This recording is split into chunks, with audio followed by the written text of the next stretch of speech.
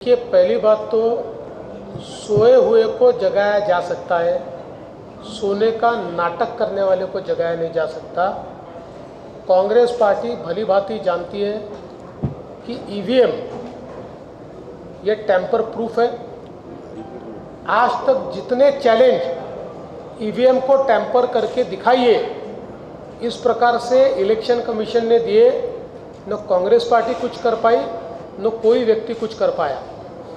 तो कांग्रेस की ये नीति रही है, चुनाव हारते हैं तो ईवीएम की बात करते हैं, जीतते हैं तो लोकतंत्र जीता ऐसा कहते हैं। लेकिन अब कांग्रेस को जवाब देने के लिए न मेरी ज़रूरत है न इलेक्शन कमीशन की ज़रूरत है। कांग्रेस को जवाब उमर अब्दुल्ला जी ने भी दिया है और कांग्रेस को जवाब ममता बनर्जी जी ने भी दिया है। उन्होंने स्पष्ट रूप से कहा है कि कांग्रेस ये ईव्हीएम को गाली देना बंद करेल। प्रत्येक खात्यामध्ये 100 दिवसाचं आपलं टार्गेट घेतलेलं आहे।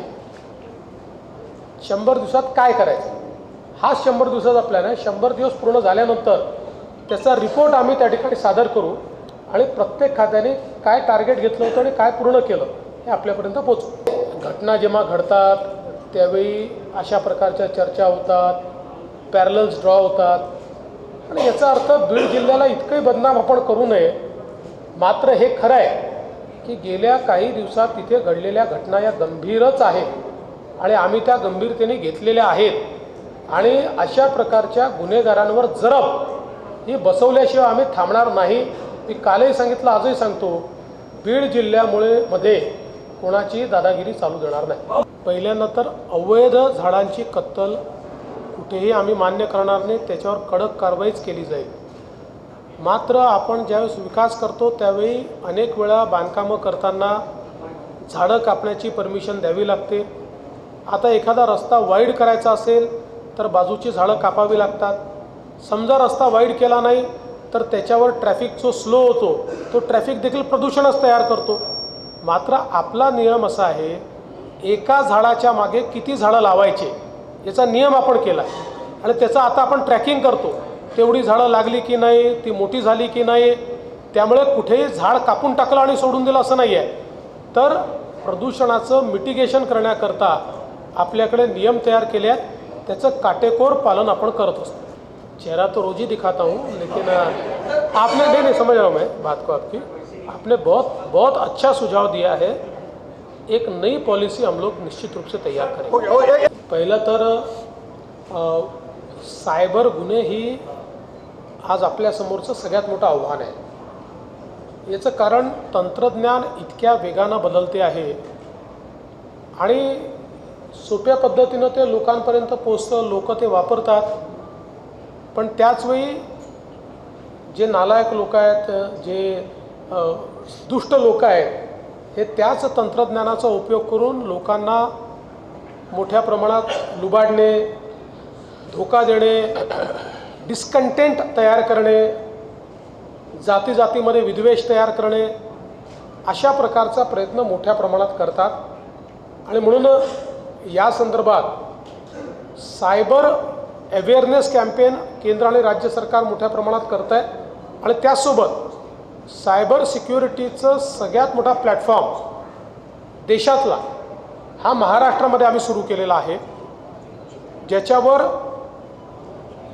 डिजिटल आणि सायबर वर्ल्डमधले सगळे प्लॅटफॉर्मचं इंटिग्रेशन आम्ही केलं आहे आणि जगातले बेस्ट टूल्स हे आमच्याकडे आहेत की ज्या टूल्सचा वापर करून आम्ही आर्टिफिशियल इंटेलिजन्सच्या माध्यमातून केलेला एखादा गुन्हा असेल किंवा वेगवेगळ्या प्रकारचे सायबर गुन्हे असतील हे वेगाने उघडकीस आणू शकतो।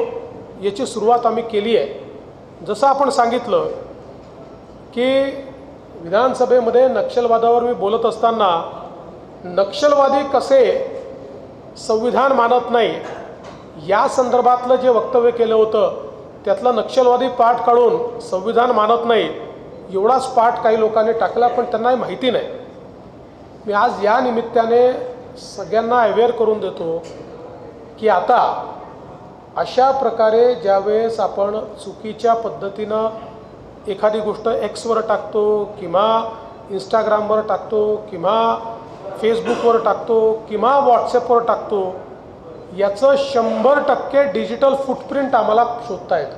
100%. म्हणजे जर एकाने टाकलं आणि 100 लोकांनी फॉरवर्ड केलं तर ते 100 लोक कोण हे देखील आता लगेच शोधून काढता येतं. कारण सगळ्या प्रकारचे जे फॉरवर्ड्स आहेत त्याची माहिती आपल्याला व्हॉट्सॲपला मागता येते, त्यांच्याकडनं त्याची माहिती मिळते. आणि म्हणून माझी तर सर्वांना हात जोडून विनंती आहे, कारण या गुन्ह्यामध्ये नुसता गुन्हा करणाराच गुन्हेगार नाही आहे, तर अशा प्रकारच्या खोट्या गोष्टी फॉरवर्ड करणारे आपल्याकडे अनेकांना समजते, आलं की कर फॉरवर्ड, असं नाही आहे. तेही विचारपूर्वक केलं पाहिजे, कारण ते फॉरवर्ड केल्याबरोबर सहगुन्हेगार आपण होतो. अशा प्रकारच्या खोट्या गोष्टी या लोकांनी फॉरवर्ड करू नये, अशा प्रकारची विनंती या निमित्ताने मी करतो.